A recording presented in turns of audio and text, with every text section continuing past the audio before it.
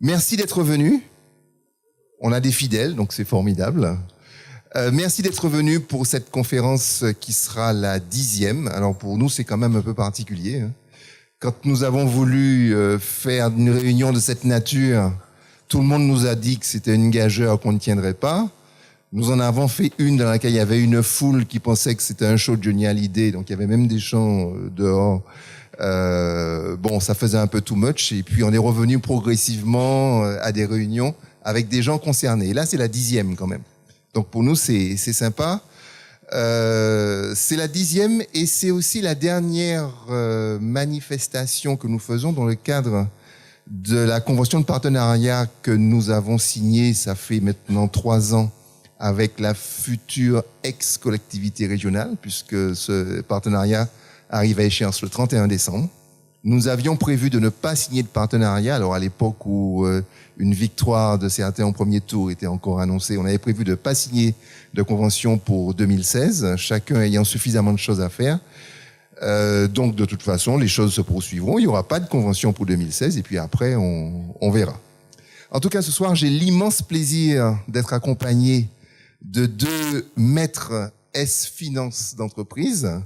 Je ne vous présente pas Victor Robert Nugent, directeur l'IEDOM, et je vais peut-être vous représenter ou le laisser se représenter lui-même, Jérôme Poton, qui est notre partenaire privilégié du pôle Axel de la Banque de France, grâce à qui nous sommes réunis ici, qui avait fait déjà une étude qui avait marqué les esprits en bien et en moins bien, pour rester sur une note d'humour l'année dernière à pareille heure, que nous avions présenté il y a tout juste un an, oui, voilà.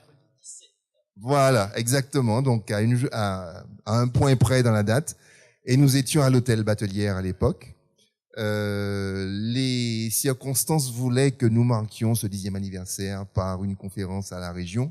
Il se trouve que vous avez tous suivi les informations depuis dimanche et nous avons été poliment, avec des guillemets, priés d'aller nous faire voir ailleurs. Donc on se fait voir ici. Mais ce sera tout aussi sympathique, sinon davantage. Donc je vais passer tout de suite la parole à Jérôme qui va se représenter et puis ensuite on s'arrange pour... voilà.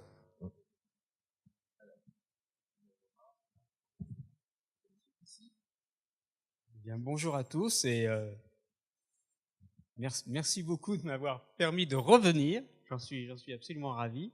Je vais vous présenter les résultats des travaux que nous avons réalisés pour l'INSEP, en partenariat avec l'IEDOM. Je vais peut-être tout de suite laisser le micro quelques instants à Victor pour rappeler son rôle et quelques précisions locales. Alors juste un petit mot, Georges, j'étais à la première conférence. Aujourd'hui c'est la 10e, j'espère que c'est pas la dernière. Sinon elle serait fortement symbolique. Alors...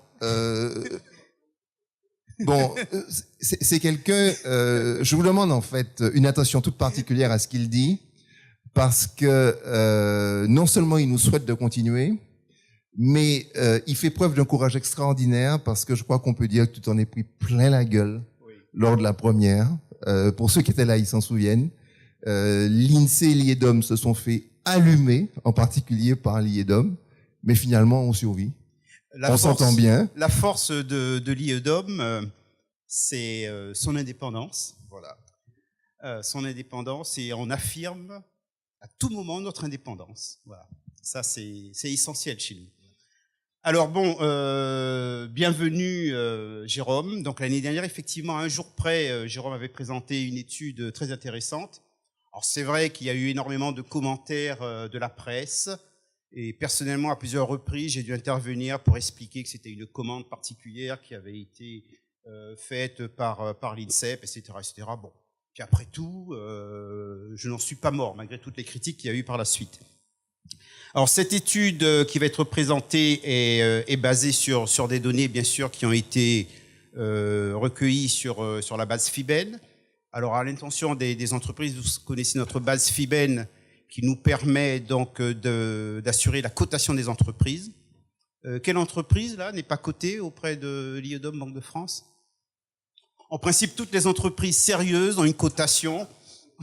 Toute entreprise sérieuse a une cotation Banque de France. Bon. Les dirigeants le sont aussi. Alors, c'est quoi la cotation d'entreprise? La cotation d'entreprise signifie que l'entreprise a un horizon à moyen terme et en mesure de respecter ses engagements. Ses engagements vis-à-vis de ses fournisseurs, ses engagements vis-à-vis de sa banque. Et donc, c'est quand même un élément extrêmement important. Bon, vous connaissez tous le système.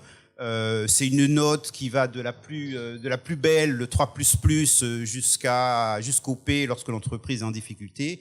Mais je crois qu'il est très important pour une entreprise d'être cotée. Alors, ce que je peux vous dire, c'est que si vous avez des questions à poser sur votre cotation, n'hésitez pas à venir nous voir. On est là pour vous expliquer le pourquoi du comment d'une cotation. Si c'est un 3++, bon, dans ces cas-là, on ne vient pas nous voir. Mais si c'est un 5++, si c'est un 6, bon, vous pouvez toujours venir nous voir. On vous expliquera qu'il y a eu des incidents de paiement, des incidents sur effet, qu'il y a eu, par exemple, une baisse de la rentabilité.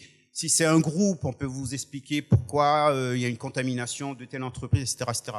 On est là pour ça. Et puis, autre élément important, bien entendu, notre cotation est réalisée avec la même méthodologie que celle de la Banque de France. Une cotation qui est réalisée en Martinique, en Guadeloupe, en Guyane, à Mayotte, n'importe où, c'est la même cotation. On a un référentiel Banque de France et la cotation se fait dans les fichiers, dans le FIBEN, qui est un fichier de la Banque de France, le fichier bancaire des entreprises. Donc, même méthodologie, on a un code de bonne conduite et surtout, ce qui est très important en Martinique, les agents de l'IEDOM sont soumis au secret professionnel et nous pouvons être sanctionnés par le code pénal si nous ne respectons pas ce secret professionnel. Alors, c'est extrêmement important. Moi, j'assiste très souvent avec mon équipe des entreprises à des entretiens de cotation. Sur des grands groupes, je suis toujours présent. Et je peux vous dire qu'il y a des entretiens qui sont extrêmement intéressants. On nous ouvre les livres, tout simplement parce que les chefs d'entreprise savent que nous sommes tenus au secret professionnel et que nous avons un code de bonne conduite. C'est extrêmement important. Voilà. Et donc, pour ceux qui ne seraient pas cotés, n'hésitez pas à nous adresser vos bilans ou à venir nous voir. On vous expliquera comment ça se passe. Voilà.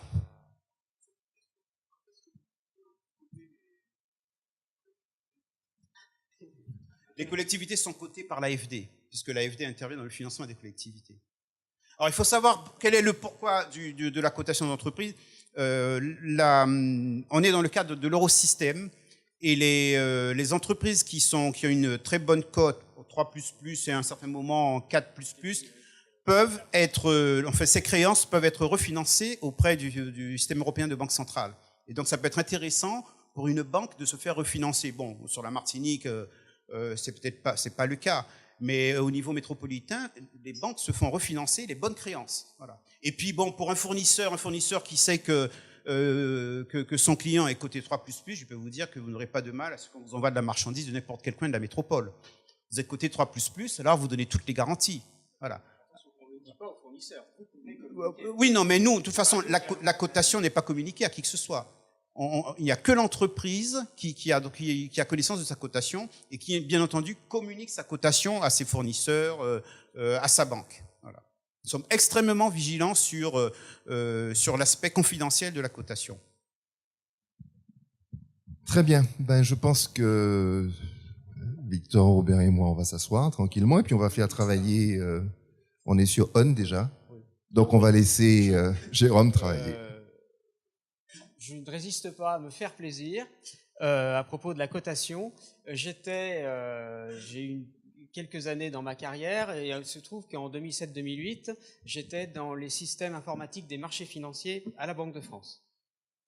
Je peux vous assurer que au plus fort de la crise financière 2007-2008 et jusque tout début 2009, la cotation, les banquiers, ils ramassaient tout. Hein. Ils amenaient tout à la Banque de France. Et y compris, on a même fait, ne le répétez pas, on a même été un peu plus souple que nos propres règlements. Et je peux vous assurer qu'il y a des jours où le système financier n'a pas été loin de... Ça n'aurait pas cassé parce que les banques centrales étaient là, il n'y avait pas de problème. Mais il y a eu des moments très tendus. D'où l'intérêt d'avoir ce suivi. Et c'est parce qu'il y a la régularité du suivi et des êtres humains qui font de la cotation. On est ceux dans le monde qui passons le plus d'énergie humaine. Dans d'autres pays, ce sont des systèmes experts, c'est très bien.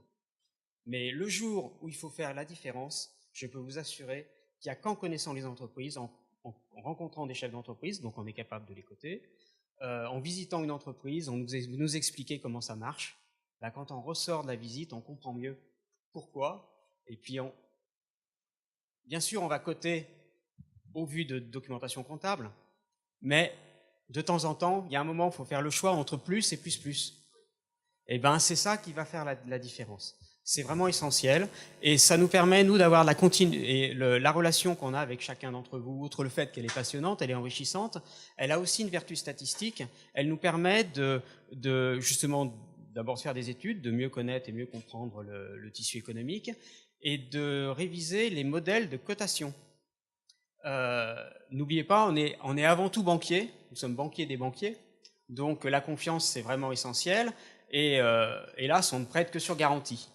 On ne prête qu'aux riches. Donc la garantie de votre banquier, c'est votre signature.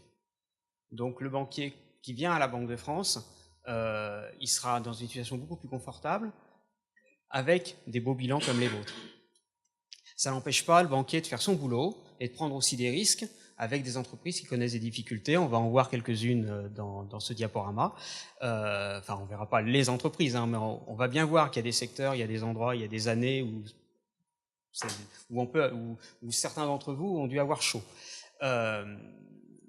Voilà là-dessus. L'autre point que je voulais relever, alors je vais employer un mot malheureux, donc je ne vais pas parler d'autonomie, mais de neutralité de notre travail. On est au service de personnes, on est là pour mettre à disposition l'information qu'on agrège. La diffuser, essayer de l'expliquer. Après, elle veut dire ce qu'elle veut dire dans un contexte. Donc, je l'ai déjà fait abondamment l'année dernière. On reprendra, hélas, de temps en temps des éléments méthodologiques. Que bien sûr, quand on parle d'analyse financière dans ce support-là, ce sont des entreprises pour lesquelles on dispose de la documentation comptable. Et de la documentation comptable sur un nombre d'années suffisant. Si on a le bilan qu'un an sur deux, on ne peut pas parler d'évolution, enfin, on ne sait pas de quoi on parle. Donc, merci encore de donner nos bilans. Dernier petit mot, j'ai oublié sur la cotation. Victor n'a pas de chance parce que au niveau national, les règles de cotation n'arrêtent pas d'être durcies. Depuis 2008, elles ont été durcies partout en France. Donc, d'ailleurs, on ne vous montrera pas d'évolution de la cotation parce que dans toutes les régions, le poids des codes 5 et 6 augmente. C'est pas que les entreprises vont plus mal, c'est que précisément, en cas de future crise financière, il n'y a aucune raison, ne vous inquiétez pas, mais on est effectivement plus exigeant pour vraiment que les entreprises, quand vous êtes coté 3, 4, tous les segments de la cotation 4, c'est du refinançable, donc c'est du bon bilan, il n'y a pas d'inquiétude particulière sur la pérennité de l'entreprise. Arrivé à 5, il y a un peu plus d'inquiétude. Et puis après, Victor vous expliquera ça beaucoup mieux que moi. On commence, et je prends l'instrument. Hop. Donc, j'ai déjà presque tout dit.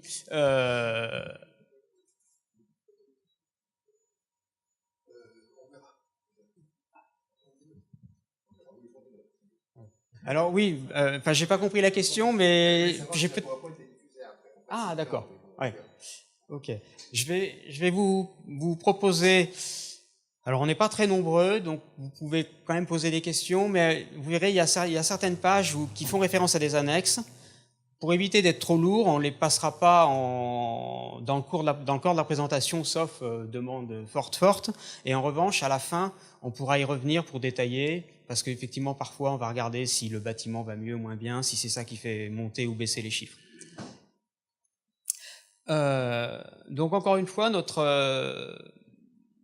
notre mission, moi je suis vraiment à la marge de la Banque centrale, c'est le travail que je fais là, c'est pas vraiment le travail d'une banque centrale, mais on a cette base d'informations, encore une fois, ces informations-là, elles sont vraiment qualifiées, c'est-à-dire qu'il y a un travail humain pour vérifier, y compris pour demander parfois aux chefs d'entreprise, dans le bilan, il n'y a pas le montant à l'export, est-ce que vous pouvez nous le donner? C'est pas un chiffre qui est obligatoire dans la remise des feuillets fiscaux à l'administration fiscale, donc c'est pas toujours fait. Donc c'est pas le chiffre sur lequel il n'est pas là-dedans. C'est pas le chiffre sur lequel on sait qu'on est les plus fiables, mais quand on peut fiabiliser ce gisement de données, on le fait. Et ce qui est malheureux, c'est d'avoir tant d'informations et finalement de la mettre assez peu à disposition des tiers. Donc l'INSEP nous a fait part de son besoin d'avoir de l'information. Donc on est là pour ça, on a réfléchi, on a bâti un programme d'études. Voici donc le premier lot, et qui est la réédition du travail qui a été fait l'année dernière. Il y a deux grandes parties, une vue d'ensemble, et là donc c'est toutes les sociétés commerciales avec leurs dirigeants. Donc société commerciale, vous ne trouverez pas, et puis il y a... Oh, ça y est, j'ai trop parlé. Il y a on recense pas systématiquement les entreprises du secteur agricole. On va les recenser que s'il y a des déclarations de risque excusez-moi, je jargonne, de concours bancaires par les banques. Donc on a quand même pas toutes les entreprises, et là, pareil, on aura très peu d'affaires personnelles. Mais toutes celles pour lesquelles il y a des emprunts bancaires, on les a. Et ici, dans la partie analyse financière au sens analyse des bilans, compte de résultats et bilan, là, on est sur une population d'entreprises de taille qu'on va appeler poliment significative, c'est-à-dire qui font plus de 750 000 € de chiffre d'affaires. Ce seuil n'a jamais été relevé depuis que la base FIBEN existe, donc depuis la fin des années 70.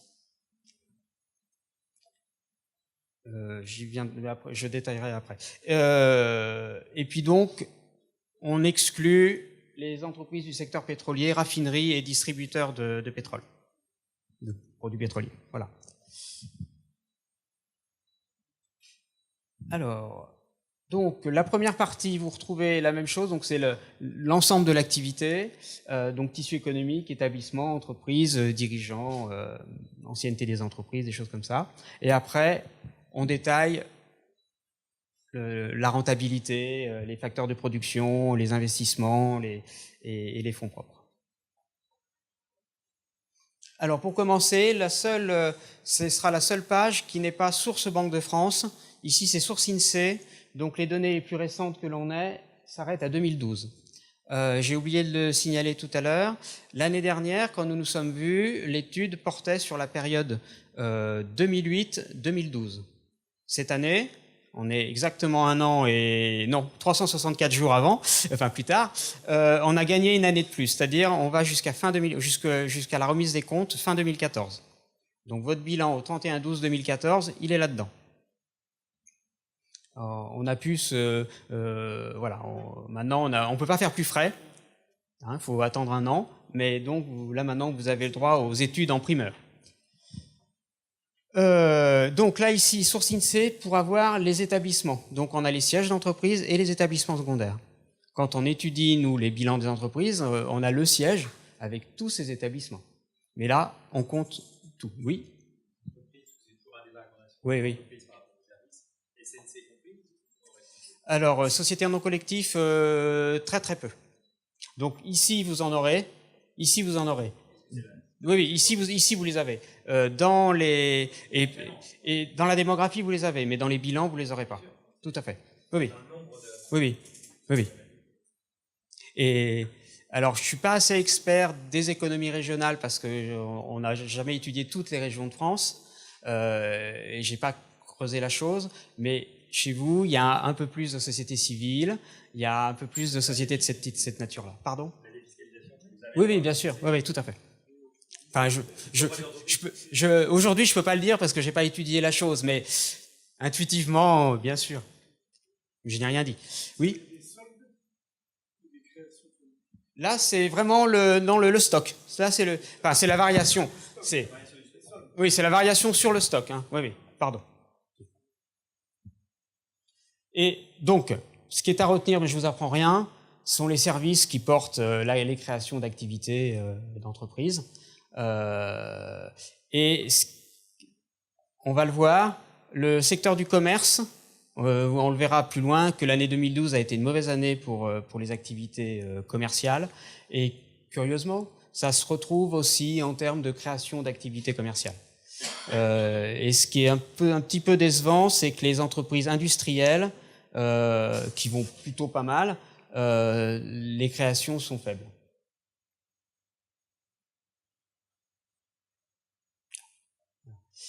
Donc création d'entreprise, un volume, et ici un rapport entre le nombre de créations sur le nombre de défaillances. Alors attention, c'est le seul ratio où on parle de taux de renouvellement à la Banque de France. L'INSEE parle de taux de renouvellement, c'est sur stock, c'est création sur la population totale existante. C'est le seul ratio où on peut fabriquer de la confusion, j'en suis désolé. J'ai pas renoncé à mon vocabulaire maison. Voilà. Donc chez nous, Banque de France, le taux de renouvellement, c'est 7 créations d'entreprises. Ici, et du coup, on est vraiment entreprise, hein, société commerciale, société à capital, et donc pas d'affaires personnelles et pas d'auto-entrepreneurs. Donc 7 pour une défaillance. Là, en métropole hors Île-de-France, on est à 3. Ça, c'est vraiment un chiffre marquant. Et c'est récurrent, on passe de 5 à 7, c'est pas anecdotique.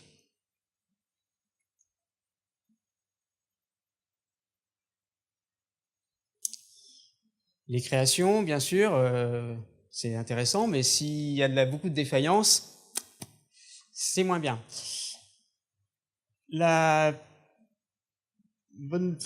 Alors, il y a beaucoup de nuances sur ce slide. Je dois gêner en me mettant ici. Je vais regarder en face. Donc, les procédures judiciaires. Donc, le grand graphique, c'est l'ensemble, tout secteur d'activité confondu. Les années 2010, 2011, 2012, on est quand même post-crise 2009. Donc, il y a toujours un effet retard dans les difficultés d'entreprise par rapport au cycle économique. Donc, le pic de 2012 s'explique, j'ai envie de dire, conjoncturellement. Donc la décrue depuis, j'imagine que vous aimeriez, et moi le premier, qu'elle soit plus forte. Elle n'est pas énorme, mais toujours est-il, ça va un peu mieux. Et l'information importante, c'est le secteur du bâtiment, qui était vraiment en forte crise en début de période, qui va mieux. Ça reste encore beaucoup, hein, 76 liquidations judiciaires sur un total de 317 par rapport au poids économique, au nombre d'entreprises du bâtiment dans l'économie martiniquaise, c'est beaucoup, mais c'est moins pire. Pardon ? Oui, mais en revanche, Dieu merci, des dirigeants et des entreprises se recréent, même après une liquidation. Bon, il y a des scissions, Dieu merci, il y a des choses qui repartent. La branche qui va moins bien, du coup, c'est le commerce. C'est la branche où les disparitions d'entreprises sont dans l'autre sens que celle du bâtiment. Enfin, pas à ce point, hein, mais... Alors, après, deuxième, moi vu de Paris, deuxième spécificité, et pour le moment un atout, avec une nuance comme toujours à apporter, c'est la jeunesse des entreprises. Alors, donc, couleur, oui, de toute façon, la légende est suffisamment explicite. Donc, les entreprises de moins de 3 ans, 29%, et des entreprises de 4 à 7 ans, un tiers. Et puis après, 15-14%. Par rapport aux autres régions françaises, ici, il y a une vraie... ces deux tranches du camembert sont vraiment importantes. Alors, c'est pas tant la taille de la première tranche, parce que malheureusement, partout, vous le savez bien, les entreprises, il y a une surmortalité des jeunes entreprises. Donc, la très bonne nouvelle, c'est qu'il y a beaucoup de vitalité ici. C'est-à-dire 4-7 ans, la Martinique est encore plus remarquable par le début de pérennité des entreprises qui ont été créées récemment. Ça, c'est étonnant. Et du coup, ça a pour le lire en négatif, ce graphique-là, moi je vous dirais, donc ici, là, les 15% qui sont de 8 à 11 ans, c'est à peu près le même chiffre qu'en métropole. Les 14% des plus âgés, 12-20 ans, c'est bien moins bien. C'est normal, le fromage, il n'est pas extensible, enfin, c'est du pourcentage.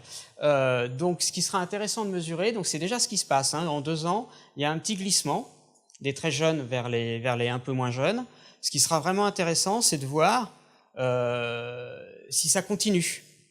Moi, j'ai vu dans les chiffres, et j'ai oublié de poser à Victor ou à Georges une question, quand on regarde l'ancienneté des entreprises, il s'est passé quelque chose entre 70 et 75. Parce que les entreprises de plus de 40 ans, il y en avait très peu il y a 5 ans, il y en a pas mal, enfin pas beaucoup, mais il y en a. Je ne sais pas ce qui s'est passé, et là je ne peux pas croire que ce soit de la défiscalisation. Parce que la défiscalisation, c'est de l'immobilier, c'est des... Voilà. Pardon?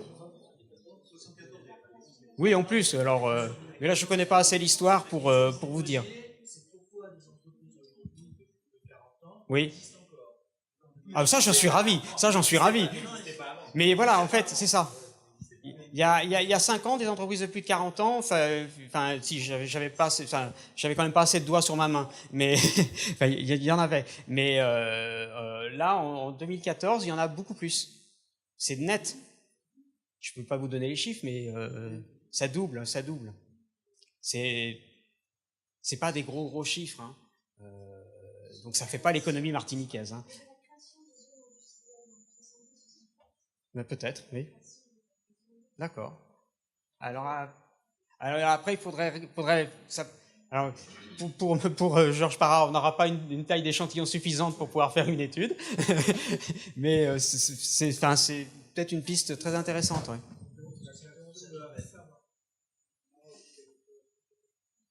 Ouais. Oui. Ah oui. Oui. Je ne l'ai pas dit en entrée, de toute façon on va le voir un peu plus loin justement par rapport au concept d'entreprise significative. C'est sûr, on a des échantillons qui ne couvrent pas toute la population d'entreprise, mais quand on s'intéresse aux plus grosses, elles sont donneurs d'ordre, elles font l'économie locale, elles créent des emplois induits.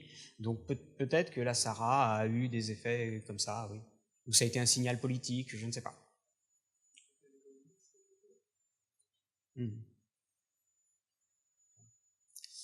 Alors, en revanche, on était content de la jeunesse des entreprises. On est un peu moins content ou un peu plus inquiet de l'âge des dirigeants. Donc, de l'ancienneté, c'est de l'expérience, c'est très très bien. Mais 60-69 ans, 22% des dirigeants ont de 60 à 69 ans et pratiquement 8% ont plus de 70 ans. Derrière, en rose, c'est les chiffres de la moyenne nationale, sans l'Île-de-France. Et sur ces deux tranches-là, on est du simple au double. Et en 2 ans, le poids, enfin le vieillissement, c'est confirmé. Donc là, autant souvent mes collègues, quand ils arrivent à des 17%, ils disent qu'il y a une problématique de renouvellement de la population de dirigeants, je les tempère. Là, vous êtes à 30% sur donc les deux tranches d'âge 60, enfin plus de 60 ans, quoi. C'est vraiment significatif, alors même qu'en démographie pure, natalité, enfin démographie, entre la Martinique et la métropole, il n'y a quasiment pas de différence. Il y a moins d'1 point de pourcentage d'écart. Donc c'est pas une pyramide des âges locale. Pardon? Non? Mais... Ah oui. Eh bien, je ne me souviens plus des chiffres là, mais je vous les avais, peut-être pas vous, je les avais donnés à Victor. L'INSEE en démographie, population, pas entreprise, population, comme ils n'ont pas les mêmes tranches d'âge que nous, il faut compter à partir de 55 ans, et vous êtes 1 point plus jeune que la métropole, dans les plus de 55 ans. Jusqu'à 100 et quelques années. Donc c'est pas la démographie qui fait la chose. Alors, on a fini notre tour d'horizon toutes entreprises petites et grandes, donc pour lesquelles on collecte les données comptables et toutes les autres. Et donc là, malheureusement, de collecter les données comptables, donc à partir d'un chiffre d'affaires de 750 000 €, ça écrème énormément l'échantillon. Il ne reste plus que l'équivalent, ça ne correspond qu'à un peu plus de 20 000 emplois salariés. par rapport. Alors on vous donne tout là, on a joué la transparence, surtout pour vous montrer un petit biais statistique dans la couverture.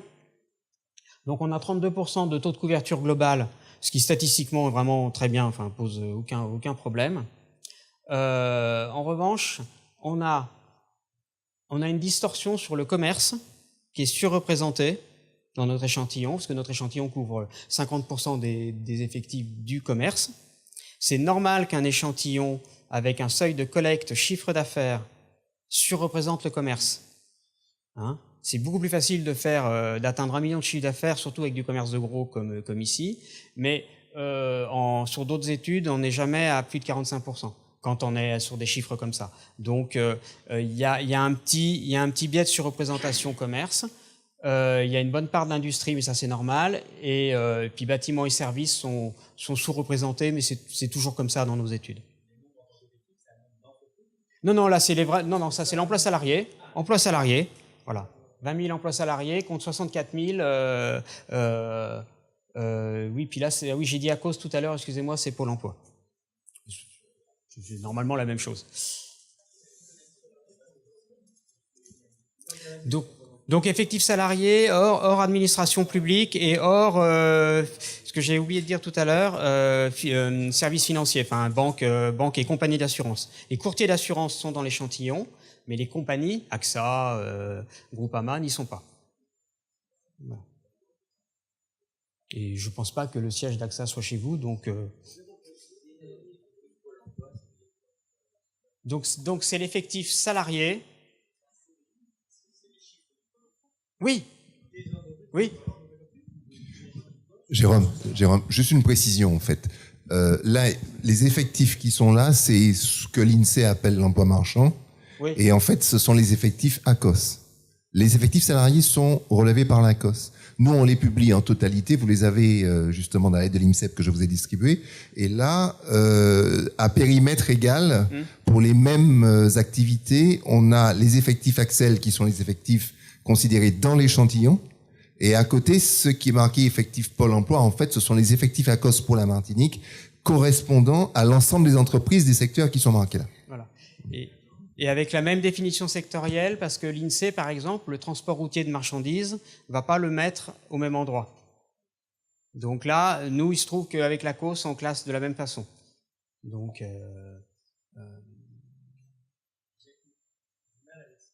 oui. Alors, on va y aller. Oui.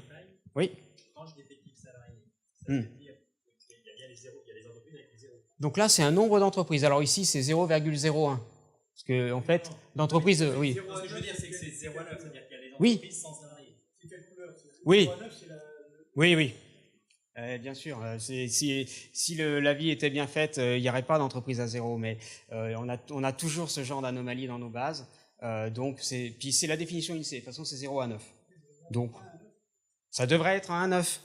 Mais il y a des entreprises qui ne salarient pas y compris leurs propres dirigeants. Et c'est une entreprise, particulièrement dans justement les fameuses SNC et autres sociétés de ce type-là. Donc il y a 0 salarié. Oui. Alors, pas pour les SNC, je ne connais pas très bien, mais une société civile, par exemple, qui a été pour faire une construction ou pour acheter un bien, si elle loue son bien à une entreprise commerciale, eh ben, elle fait de la valeur ajoutée, elle a une activité. Si c'est une SCI familiale, il n'y a pas d'activité, pas de problème, ça rentre pas dans le PIB, ça hop. Mais si c'est une SCI qui loue le bien à une entreprise commerciale, elle est qualifiée, et qu'elle est soumise à l'IS, bien sûr, pardon, elle est qualifiée de commerciale. Oui. Je ne me souviens pas des chiffres, mais il y a beaucoup, oui. Chez vous, il y a beaucoup. Oui. Victor, tu voulais... Non ? C'est bon. Donc là... Alors, ici, donc là, on est bien en nombre d'entreprises, mais réparties par tranche d'effectifs. Donc, on a presque 97% des entreprises martiniquaises qui emploient moins de 10 salariés. Et ces 97% font 12,8% de l'emploi.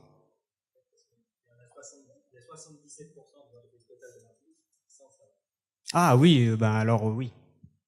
Alors ici...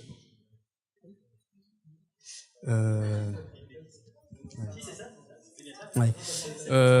Alors, ici, je me souviens plus si on a les SNC dans ce graphique-là. Je suis pas sûr. Je sais plus. Je sais plus si on a les SNC dans la base de ce graphique. Parce que là, normalement, on arrive justement à l'endroit où on toilette. On s'intéresse qu'aux entreprises avec bilan. Donc le bilan du SN, ben voilà, j'ai rien à en lire et j'ai rien à extraire. Donc moi, je le prends pas. Du coup, ben là, vous me faites douter maintenant. Mais enfin, de toute façon, en France entière, ce graphique-là, on est à 89-90%. Voilà. Et bien sûr, c'est ça qui fait la sous-représentativité. En France entière, on arrive à 60% souvent. Pas toujours, ça dépend des régions. Hein. Après, ça dépend des régions. Une chose qui est sûre, c'est que si on prend des entreprises avec des salariés, oui, la répartition par tranche indice strict à la décimale près est la même. Ah d'accord. Bon, donc alors bon bah voilà. Alors merci. Donc il y a les CNC là-dedans. Sache, oui.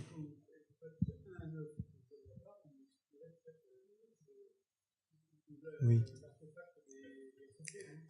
Oui, mais oui. Alors, je suis d'accord avec vous, mais là, on va utiliser nous des données statistiques qui sont classées par tranche. Donc, je ne sais pas combien il y en a à 4 salariés. Alors, on peut aller chercher dans les bases, mais là, ce graphique-là, cette donnée-là, est pas construite comme ça. Donc, en standard, en revanche, c'est des choses qu'on pourrait affiner. On avance. Alors, on arrive en vue d'ensemble de la croissance économique, donc j'insiste lourdement. On est ici à échantillon constant, 2 ans par 2 ans, c'est-à-dire, ça c'est 2 ans. Donc c'est la variation d'une année sur l'année précédente, avec les mêmes entreprises observées en 2009 et en 2008. Et ici, l'essentiel des mêmes entreprises, mais pas forcément strictement les mêmes, mais en revanche absolument les mêmes entre 2010 et 2009. Donc l'échantillon constant, donc ça permet de voir les entreprises qui étaient présentes la première année d'observation, ce qu'elles donnent la deuxième année. Donc ça a le défaut de ne pas prendre en compte l'effet des créations d'entreprises qui arrivent à l'intérieur d'une période ou des disparitions. Donc c'est pas une mesure absolue, mais aucune mesure n'est parfaite de toute façon. Ça permet de comparer ce qui est comparable à soi-même. Donc, étonnamment, la crise de 2009, d'autant qu'en Martinique, il y a eu des événements, enfin, le même impact qu'en métropole. La reprise de 2010, un peu moins bien. Un certain trou d'air en 2011. Comme ça, moi, je ne sais pas l'expliquer. Et puis ce trou d'air, il se rattrape pas. Parce que, donc, excusez-moi aussi, je ne peux pas présenter le graphique. Hein. Donc la Martinique, c'est les histogrammes en couleur prune, et puis donc la France, la métropole sans l'Île-de-France, en les points fuchsia. Donc il y a qu'arrivé en 2014 où le taux de croissance martiniquais est un peu supérieur. Oui ? Comme j'étais pas là au début, pourquoi chaque fois vous retirez l'Île-de-France ? Alors oui, mais je ne l'ai pas dit, donc merci.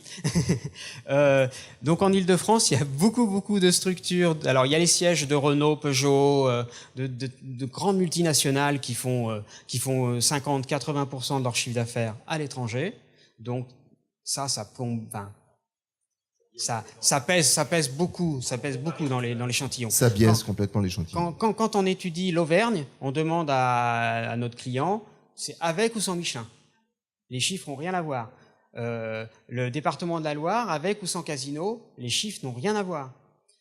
Et c'est pas intéressant pour un conseil régional de parler de Michelin. Bien sûr que Michelin c'est une entreprise importante, mais l'emploi mondial de Michelin, il en reste en Auvergne, mais ils ont des usines partout dans le monde.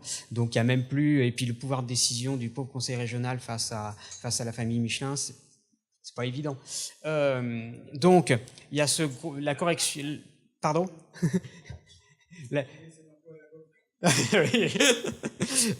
Donc, il y a la correction de ce gros biais, et puis la correction aussi de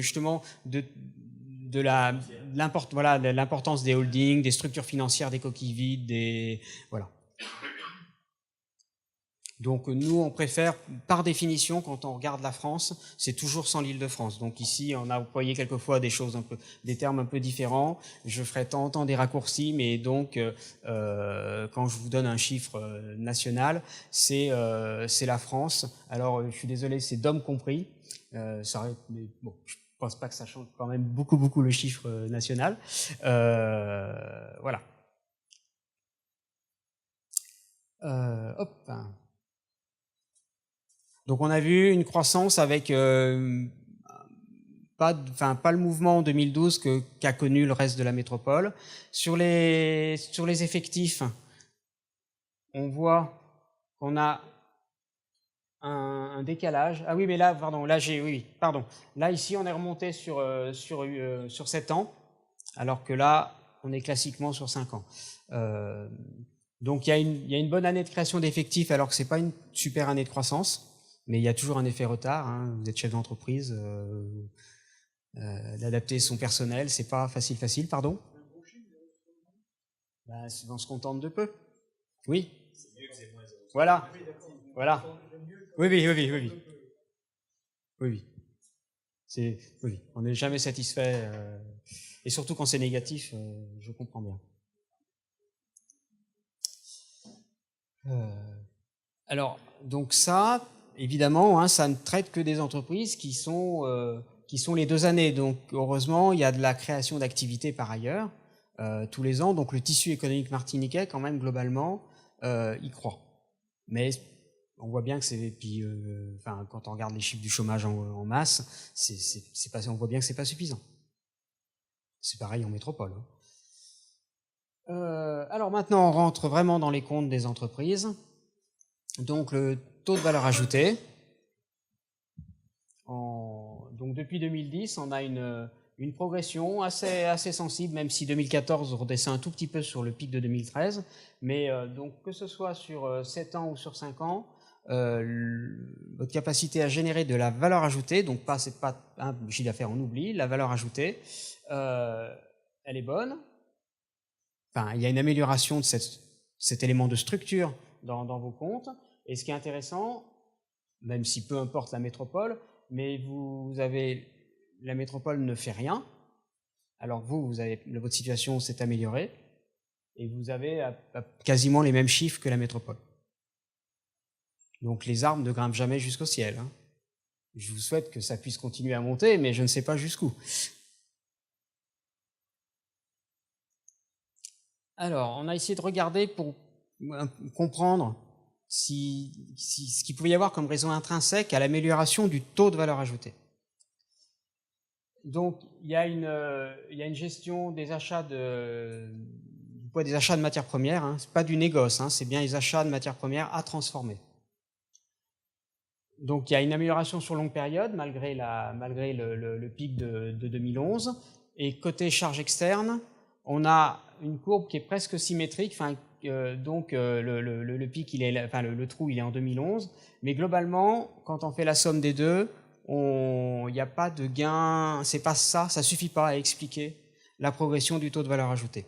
Donc malheureusement, la seule explication, elle est dans la poursuite de la tertiarisation de l'économie martiniquaise, donc les emplois de service, qui sont généralement à un taux de valeur ajoutée plus élevé. Souvent moins capitalistique, donc ça permet de générer des taux de valeur ajoutée plus élevés. C'est un raccourci excessif parce qu'il y a beaucoup d'emplois de services qui sont aussi à très faible valeur ajoutée. Hein. Le nettoyage, des choses comme ça, c'est pas... Voilà. Toujours est-il, globalement, l'économie martiniquaise améliore sa capacité à créer de la valeur.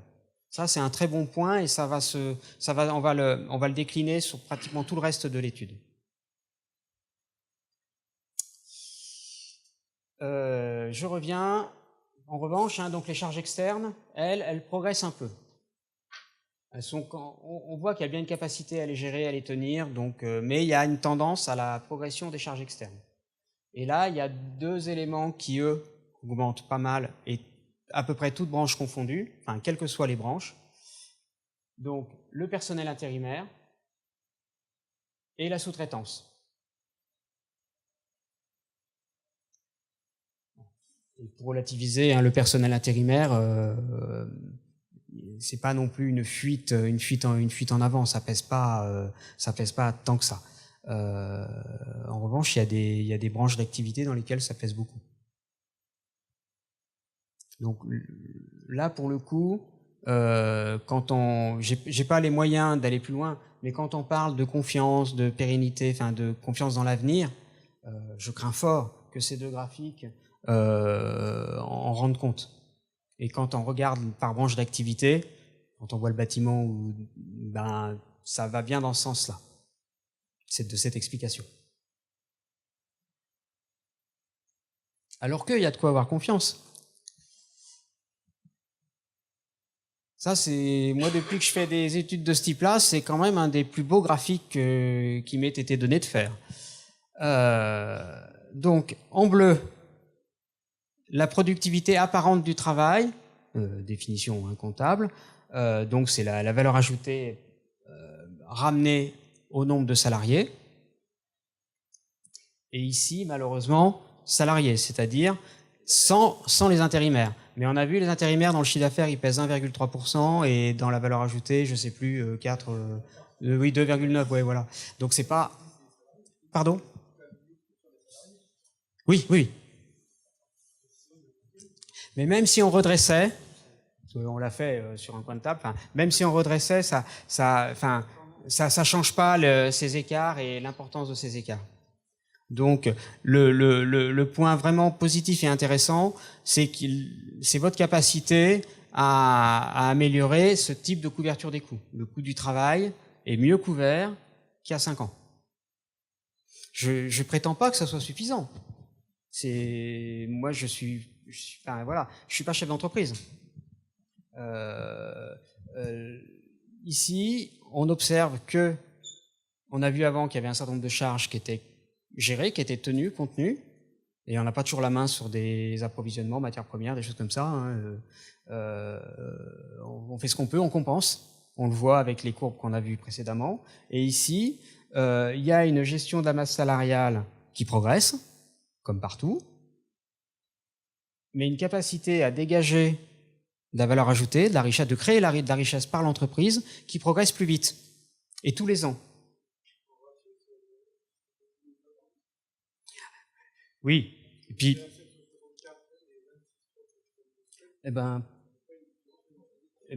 oui, mais voilà, enfin, c'est votre différentiel entre 13 et 9%. C'est pas énorme, mais la vie est faite de petits gains, les petits ruisseaux. Si vous voulez, on va dire que c'est très mauvais. Hein. Oui. Mmh. Oui. Oui, oui. Ah ouais. Oui, oui. Et on va les retrouver. On va les retrouver, les 4 points. On va les retrouver. Ah oui. Oui. Mmh.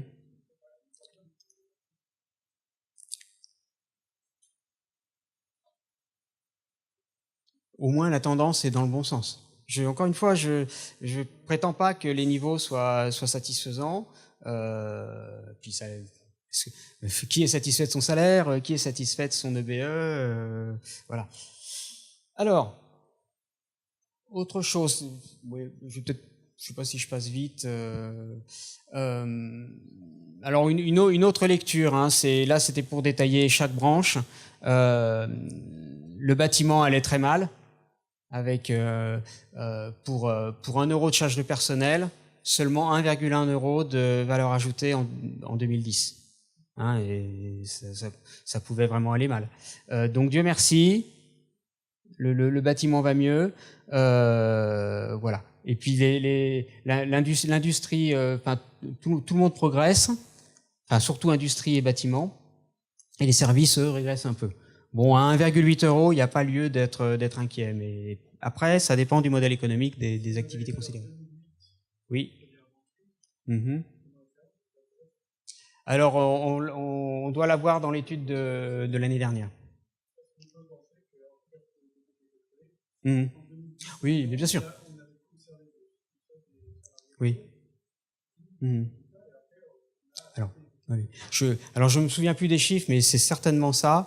Et on va voir sur le bâtiment travaux publics. Alors donc au sens large, hein, bâtiment, travaux publics, gros œuvres, second œuvre. Mais Jérôme, c'était une des conclusions de l'année dernière où Oui. effectivement on s'est rendu compte que les entreprises bâtiment est très martiniquaises, mal. de façon générale, Oui. avaient conservé leurs effectifs au détriment de leur marge, de leur valeur ajoutée. Donc il y a une remise à niveau là aujourd'hui. Et là on est bien d'accord. C'est des chiffres comme ça, c'est pas tenable. C'est évident, c'est pas tenable. Et donc ça va mieux. C'est de là à dire que c'est suffisant, mais non. Et puis on le voit sur des structures. D'abord, vous verrez là, les structures. Ça, voilà. Oui. Et c'est pour ça que sur le bâtiment, il y a toujours. Enfin, c'est là où il y a le plus d'accroissement du recours à la sous-traitance et au personnel intérimaire. Et côté investissement, on voit bien c'est pas encore ça. Et c'est un peu normal. Si vous ne pouvez pas dégager des ressources, comment investir après? Alors, donc là, alors un graphique, double échelle. Donc le taux de valeur ajoutée et le taux de marge brute, l'excédent brut d'exploitation sur la valeur ajoutée. Donc, dans l'ensemble des branches, donc il y a bien une amélioration et des deux facteurs, c'est-à-dire la hausse du taux de valeur ajoutée et la hausse de la rentabilité brute d'exploitation. Et alors pareil, le métropolitain que je suis, 8,5% de taux de marge brute d'exploitation, c'est beaucoup mieux que la métropole. Après, il y a des structures... Pardon ? Oui, puis là, oui, si vous voulez, on peut le dire comme ça. C'est-à-dire que, moi je vais le dire autrement dans les pages suivantes, c'est-à-dire que l'insularité génère des besoins capitalistiques, il faut plus d'équipements, plus de structures, donc il y a beaucoup plus, c'est une économie qui a plus à coût fixe. Ou à coût, surtout par exemple dans le tourisme, dans certaines activités, beaucoup de chiffres à une période de l'année, et puis pendant d'autres mois, beaucoup moins de chiffres. Donc il faut lisser, il faut avoir les moyens de tenir ce type d'économie cyclique, de faire des stocks plus importants, de subir parfois des délais de paiement plus longs, voilà. Donc c'est pour ça, nos études, on les fait toujours sur 5 ans, pour éviter de trop travailler en valeur absolue. Ce qui est intéressant, c'est de voir des tendances. Ça va mieux, ça va moins bien. Est-ce qu'il y a un modèle, est-ce qu'il y a quelque chose qui se passe? Est-ce qu'on devient moins capitalistique, plus capitalistique? Est-ce que à plus forte intensité de main-d'œuvre ou pas? On voit parfois des choses, notamment dans les filières professionnelles. Quand on travaille sur des filières professionnelles, on voit des changements. On travaille beaucoup pour le transport routier de marchandises et il y a des mutations qu'on arrive à voir.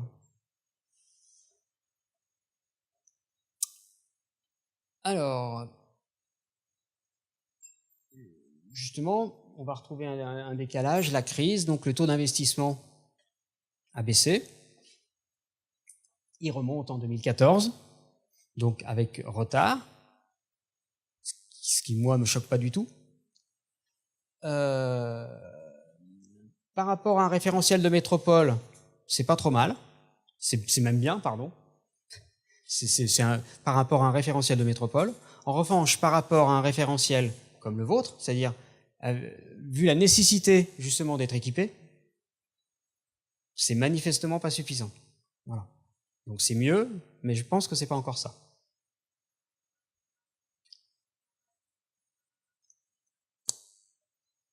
On était en investissement brut global, c'est-à-dire tous les investissements, y compris financiers. Ici, vraiment, on est en équipement productif, donc par salarié, et donc l'équipement productif, c'est sans l'immobilier et les terrains. Donc ça ne représente pas magnifiquement une économie où il y a du tourisme. Donc c'est pas le meilleur indicateur qui soit.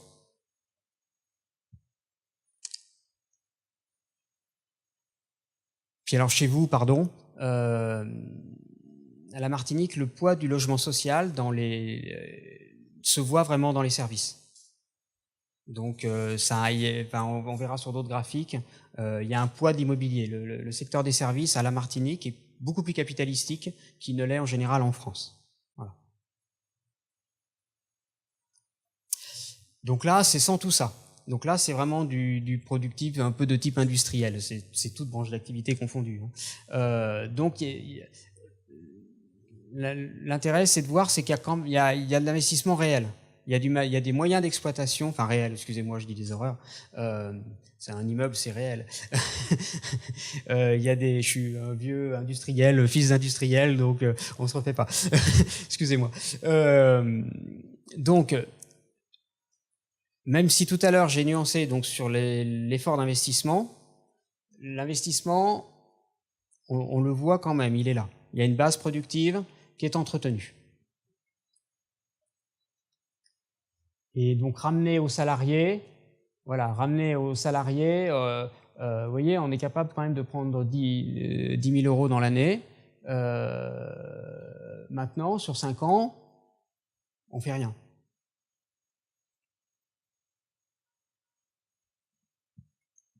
Alors, voilà, donc j'ai un peu vendu la mèche tout à l'heure. Donc l'intensité capitalistique, enfin une façon de mesurer, de regarder l'intensité capitalistique, donc les immobilisations corporelles brutes sur la valeur ajoutée. Puis on pourra aller voir les taux d'obsolescence. Donc, on a un secteur du bâtiment, on sait qu'il a traversé une crise, donc il est toujours moins capitalistique. Et on le voit bien. C'est le recours, on le voit dans les comptes, le recours à la location de matériel est toujours plus importante. Donc, chez vous, à la Martinique, vraiment, c'est cette courbe des services qui est très au-dessus de ce qu'on voit en général en métropole. Mais voilà, il faut des équipements, il faut un aéroport, il faut des choses comme ça. Voilà. Et donc l'industrie est la branche qui vraiment, enfin, est la seule qui accroît son intensité capitalistique. Les autres, les autres ne font pas.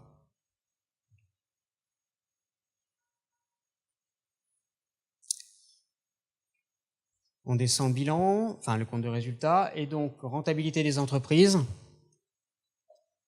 Donc on a gagné quand même, on est passé 70% d'entreprises bénéficiaires à 78%. Donc ça, moi, vu de loin, c'est de bons chiffres, ça c'est une bonne ventilation. C'est rarissime de dépasser les 80%. Sur un secteur d'activité, une fédération professionnelle, ça peut arriver. Mais une fédération professionnelle, j'en ai vu à 45% de bénéficiaires. Et même en montant. J'en connais des professions dans lesquelles, une année, la somme de toutes les entreprises, c'est des pertes. Donc, c'est jamais suffisant. Mais c'est quand même pas mal. Et puis, ce qui est aussi intéressant, une autre façon de dire les choses, c'est les bénéfices rapportés au chiffre d'affaires.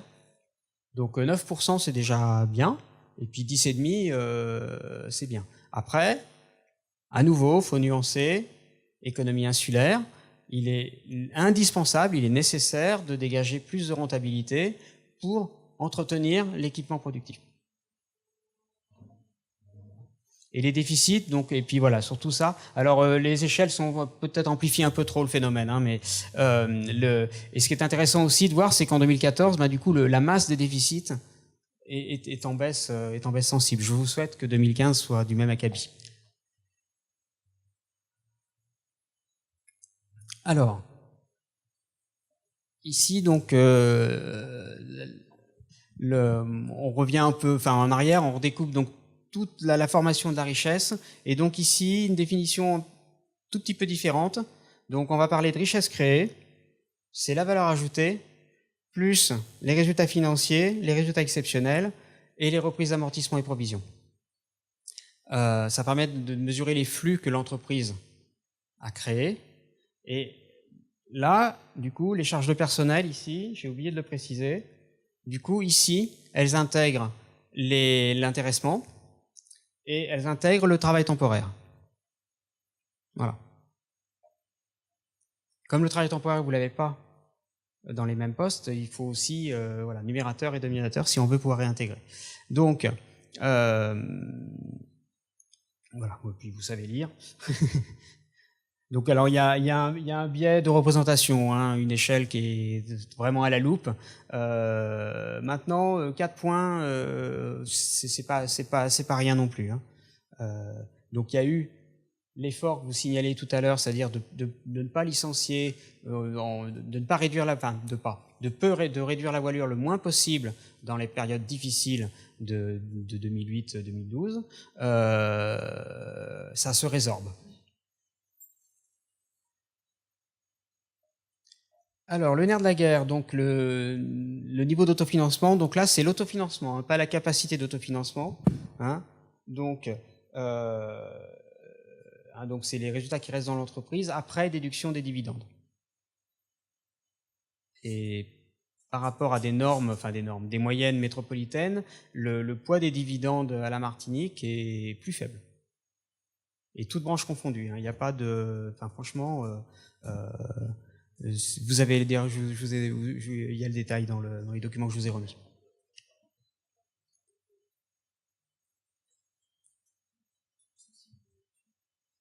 Oui, moi c'est comme ça que je le lis. Oui. Oui.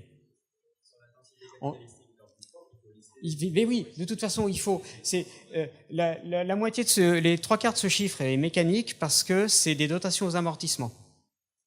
Vous avez votre valeur ajoutée. Enfin, allez, on part à zéro. Vous achetez vos matières premières, vous payez vos fournisseurs, votre électricité, vous avez votre valeur ajoutée, vous payez votre personnel, vous faites des efforts quand ça va mal pour les garder parce qu'ils ont des compétences, parce que c'est des gens bien et qu'on ne veut pas les mettre à la porte. Je caricature, excuse-moi, Victor. Et donc après toutes ces charges-là, il vous reste vos amortissements comme gros postes. Et du coup, vous les retrouvez dans ce genre de ratio. Plus vous avez d'équipements encore non encore amortis, plus mécaniquement vous allez avoir une capacité d'autofinancement élevée. Vous pouvez avoir une capacité d'autofinancement élevée avec des pertes. Hélas. Voilà. Ça te va, Victor? Mais ça, tout de même, d'avoir un taux comme ça, puis qui encore une fois remonte, c'est plus encourageant pour l'avenir. Ça montre qu'il y a de la capacité à. Oui. Et comme si la confiance pouvait se décréter. Hein. Je disais tout à l'heure, hein, les arbres ne montent pas jusqu'au ciel, donc on va souhaiter. Toujours est-il, là, il y a de la formation de moyens pour investir. On change de sujet, on reviendra aux structures financières, plus loin. Donc là, c'est vos besoins au fonds de roulement d'exploitation. Donc, pour moi, ils sont élevés. Avec donc de la même façon, quand on compare ces deux courbes, il y a une tension et une gestion, alors que les crédits clients sont franchement élevés et que là, ils sont immuables. Hein. On peut aller voir si vous voulez. Alors avec le pointeur, je ne sais pas si ça va marcher. Ouais. Puis je me souviens plus de tous les chiffres. Alors dans ce support-là, il n'y a peut-être pas les délais clients pour le BTP, mais on pourra, au besoin là en séance, je pourrais vous le donner. Donc là c'est le détail des composantes. Donc tous ensemble, et puis après il y a un détail uniquement sur les BFR. Alors, donc les clients, on l'a vu tout à l'heure, élevés. Donc les fournisseurs, plutôt à la baisse, et les stocks aussi. Voilà. Alors les bases ne sont pas les mêmes, hein, attention. Donc, ça, je ne vous apprends rien, mais parfois on a des gens qui veulent faire des additions.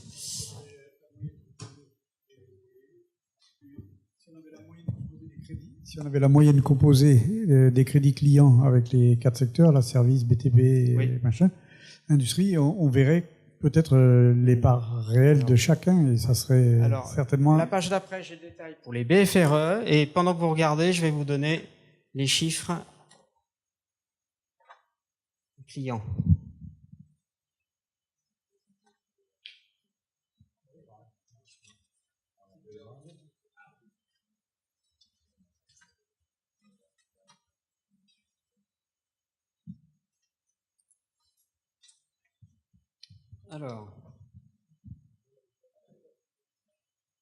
Alors, personne n'est debout sauf moi, c'est bon.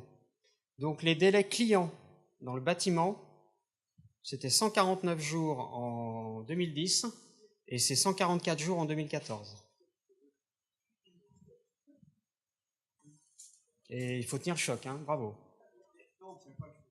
Ah, bravo. Bah, ça va quand même mieux, hein. Mais je me souviens l'année dernière, j'avais fait un graphique sur les trésoreries. Il y avait l'endettement court terme et long terme dans le bâtiment, mais c'était des courbes.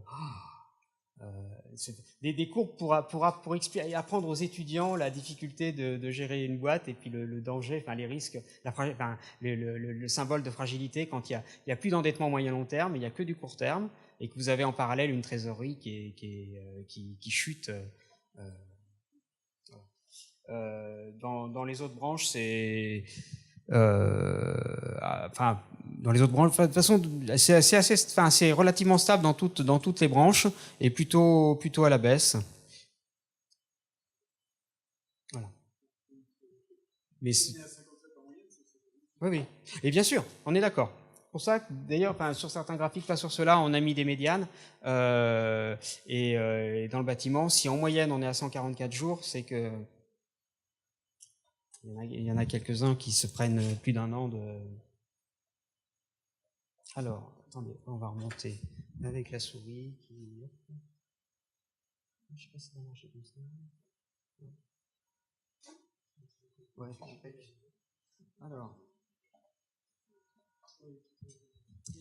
alors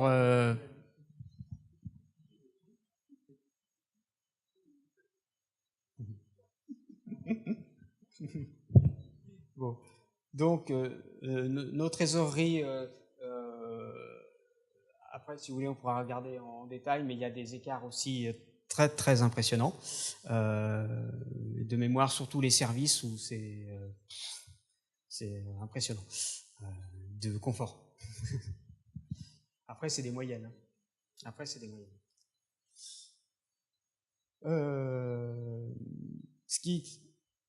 Toujours pareil, Victor ou moi, en tant que banquier, ce qui nous intéresse, d'abord, 55 jours de trésorerie, c'est en masse, c'est tout à fait confortable, toutes branches confondues. Après, il y a des écarts. Quand on sait que les services qui pèsent très lourd dans l'échantillon, vous vous souvenez, au tout début, c'était la moitié de l'emploi salarié.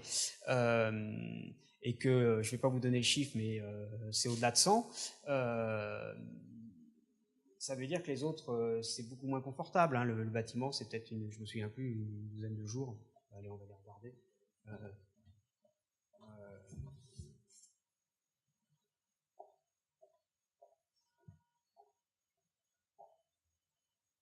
Voilà. Le bâtiment, ne faites pas dire que la crise est finie. Ça va mieux. Mais ça a été chaud. Oui, alors ça, on le voit sur certaines... mes collègues ont fait il n'y a pas longtemps une étude sur la filière bois dans le Limousin. Et la filière bois dans le Limousin, maintenant, elle va très bien. Mais il y a 5 ans, il y a 3 ans, elle allait très mal. Mais toutes les entreprises qui allaient très mal sont vraiment mortes. Et là, en l'occurrence, le conseil régional est effectivement inquiet parce que c'est de la perte de substance. C'est des scieries qui ne se reconstruiront pas.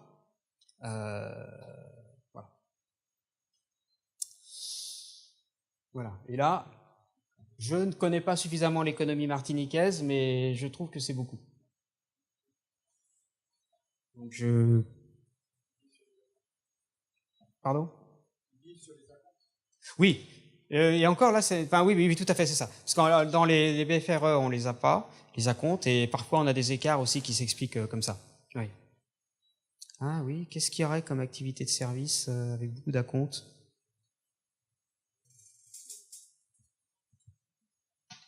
Ouais, bon. Mais j'en ai connu dans l'industrie, c'était impressionnant. Et alors, je vous laisse faire.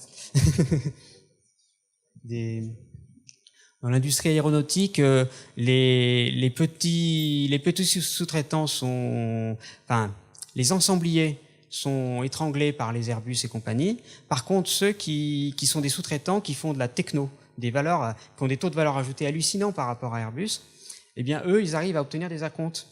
Et alors, eux, ils ont des trésoreries. Ça fait plaisir.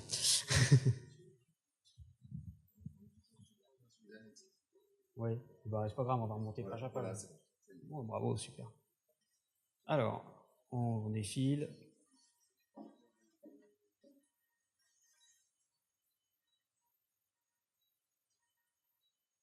Alors, maintenant, on attaque vraiment le bilan. Alors, le graphique important, il est là, hein, le détail est à côté. Donc, il y a une vraie tendance au renforcement des fonds propres. Et ce qui est intéressant, ici, on a amené la médiane. C'est à peu près partagé. C'est-à-dire que il y a au moins la moitié des entreprises qui ont plus de 36,9, 37%, peu importe, de fonds propres sur leur total de bilan. C'est quand même, dans les ratios d'analyse financière, ce sont de bonnes valeurs. C'est tout à fait sécurisant pour un chef d'entreprise, c'est aussi sécurisant pour son banquier.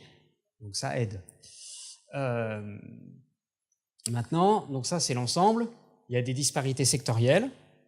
Donc, comme toujours partout en France, hein, l'industrie est très bien dotée en fonds propres. Les services ici un peu moins. Et puis donc le bâtiment qui a connu des périodes très difficiles remonte un peu.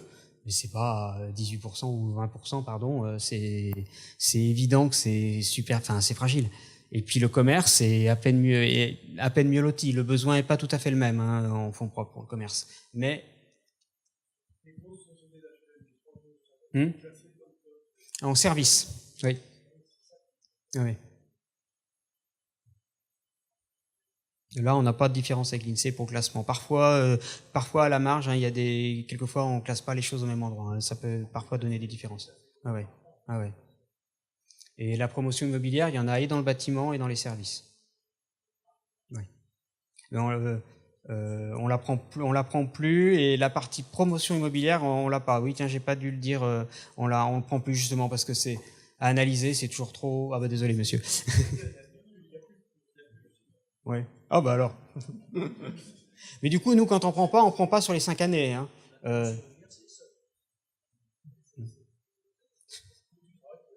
Ouais. Bien. Donc, nos fonds propres, on a vu qu'ils se renforçaient. Donc, ici, la progression est en masse. Alors, j'aurais pas dû faire ce graphique, mais bon. Parce que là, c'est en masse, échantillon glissant, donc ça ne veut pas dire grand-chose, mais parce qu'il y a quand même plus d'entreprises aussi. Mais il y a un vrai renforcement des fonds propres, et en comparatif, la progression de l'endettement financier est faible. Elle progresse. Ce qui était important, je voulais absolument travailler en masse, là, parce qu'il y a un désendettement, mais le désendettement, il est relatif. C'est-à-dire, il y a une moindre progression d'endettement que la progression des fonds propres. C'est ça qu'il fallait montrer. Mais il y a une progression d'endettement. Maintenant, elle est très mesurée. Et, ben voilà, hein, taux d'endettement financier sur fonds propres net. Et là, pour le coup, avec la médiane, on voit bien, hein, là, on a de l'écart. Hein. Pour le coup, autant en fonds propres sur total de bilan, il n'y avait pas un gros écart. Ici, il est vraiment important. Et 82% d'endettement financier sur fonds propres nets, c'est pas encore ce qu'il y a de plus confortable. Bah, du coup, c'est les plus gros qui tirent vers le bas. Oui, oui, oui. Bah, du coup, c'est les plus petits. Du coup, ça veut dire que certains, bien sûr, bah oui, regardez.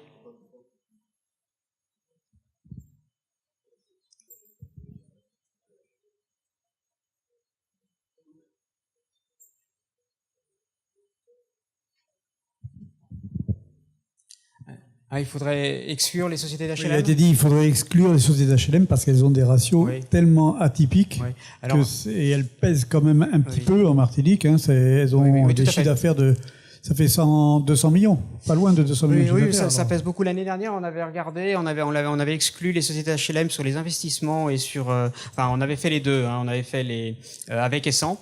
Sur les fonds propres, je me souviens pas. Et du coup, cette année, on n'a pas. Vous allez voir tout à l'heure, on va exclure quelques entreprises dans le bâtiment pour certains ratios. Mais ici, on n'a pas pensé aux sociétés d'HLM.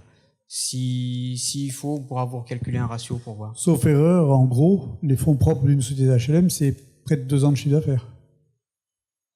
Oui, j'ai pas de repère, mais c'est sympathique. C'est sympathique. Et vu leur trésorerie tout à l'heure, parce que... Bon.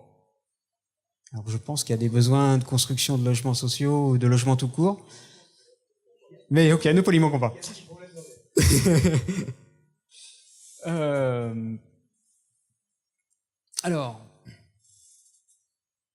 Alors voilà, le bâtiment. Donc là, on a redressé l'échantillon par rigueur statistique.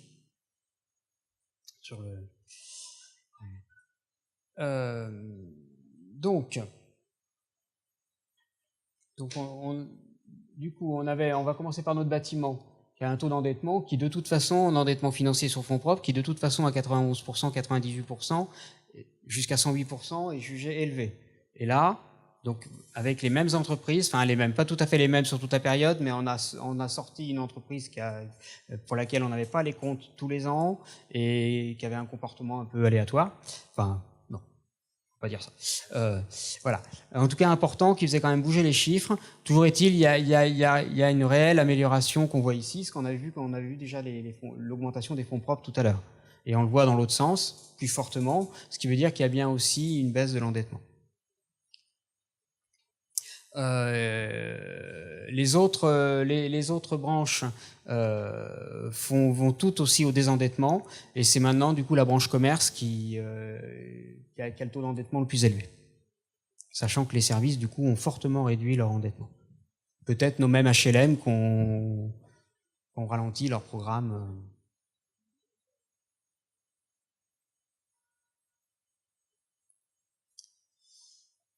Alors dans l'endettement, il y a endettement financier. Donc dans l'endettement financier, il y a l'endettement auprès des banques et puis l'endettement auprès d'autres apporteurs de capitaux. Pas les fournisseurs, mais donc dans l'endettement financier, c'est banques et obligations, comptes courants d'associés essentiellement. Ce qu'on voit partout en France, c'est toujours le même mouvement depuis des années. C'est de plus en plus d'accès à d'autres formes d'endettement que bancaire. Donc, chez vous, c'est pareil. Attendez. Oui, voilà. Donc là, c'est bien la part de l'endettement non bancaire dans l'endettement financier. On est passé de 34 à 50% pour la médiane, donc la moitié des entreprises.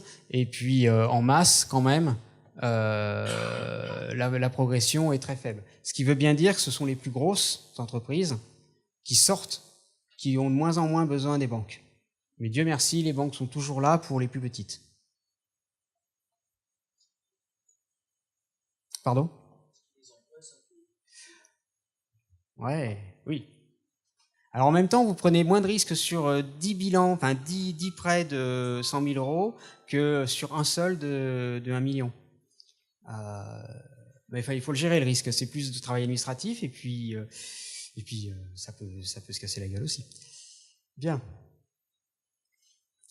Donc, on avait un désendettement financier, on a quand même aussi un désendettement, on le retrouve malgré tout dans le non bancaire, avec des taux qui rebaissent sur la fin de la période. Et les entreprises du commerce, comme on avait vu qu'elles commençaient à connaître un peu plus de difficultés à avoir une structure financière un peu plus fragile, on voit que c'est elles qui vont le plus maintenant chercher de l'endettement non bancaire.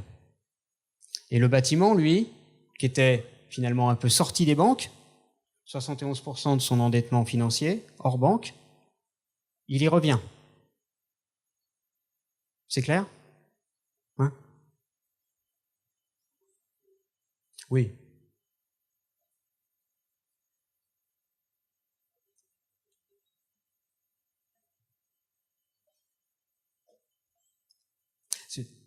Puis dès que vous avez un bilan un peu plus sain, c'est un peu plus facile d'aller voir son banquier. Un peu plus de résultats, un bilan un peu plus sain, vous reprenez un peu d'air.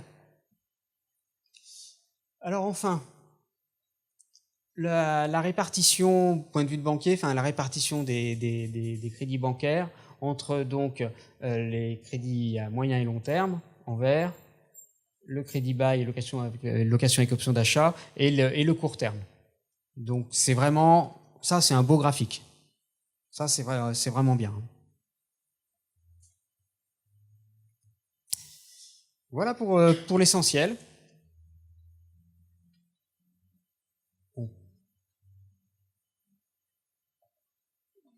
Alors, en courte synthèse, je retiens le dynamisme du tissu économique. On a vu quand même des créations d'entreprises. C'est un atout, c'est des moyens, c'est l'engagement d'individus dans l'économie. Après, en termes de croissance de chiffre d'affaires, ça ne se retrouve pas avec le même entrain. Donc la progression des chiffres d'affaires n'est pas à la hauteur de ce qu'on aimerait tous.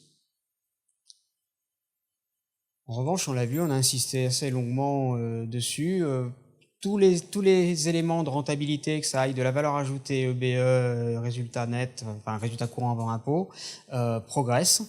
Donc et puis on a vu dans la structure des coûts, le coût du travail qui progresse, mais qui progresse moins vite que sa productivité apparente. Donc il y a la reconstruction de fondamentaux positifs pour l'économie martiniquaise. Et puis on va au bout, on passe du coup tout de suite, c'est peut-être ce que certains vous reprocheront, c'est-à-dire que cette amélioration des éléments de la rentabilité des entreprises, elle a surtout été mise à profit pour renforcer les structures financières, donc la solidité, la crédibilité, et donc c'est accompagné d'un effort d'investissement, mais peut-être que le choix était plus fait renforcement des structures financières qu'amplification